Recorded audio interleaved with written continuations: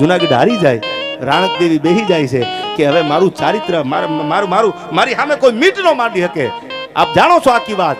આમ જ્યાં નજર કરી અને જુનાગઢ સામે લાંબી આંગળી કરી તા તો જુનાગઢનો ગિરનાર ખડેડીને હેઠો મંડ્યો પડવા. ત્યારે કોઈ રાણક દેવીને કીધું થપાવી દો, આખો ગિરનાર ખડેડીને હેઠો આવી જવાનો. વાત તો બહુ લાંબી છે, પણ રાણક દેવી નીકળી જાય છે હાલતા હાલતા હાલતા હાલતા.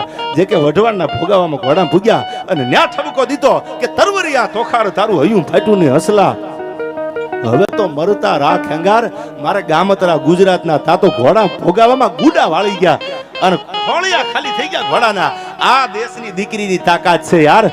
ઘોડા ગુડા વાળી ગયા કે મારું ચારિત્ર આ જોખમમાં છે. જોજો તરવરિયા તોખાર તારું હૈયું ફાટ્યું ને હસલા. અને તેદી જમણા પગના આંગળીએથી આંગૂઠેથી અગ્નિ લાગી અને વઢવાણના ભોગાવામાં સતી તત્વ જગદંબા જેવી રાણક દેવી સતી થઈ ગયા. પણ ઇતિહાસ એનો ગવાહ છે કે રાજપૂતાણીએ સતી તત્વને હાજર કરી લીધું. આ આપણી ધરતીની ખબરાત છે.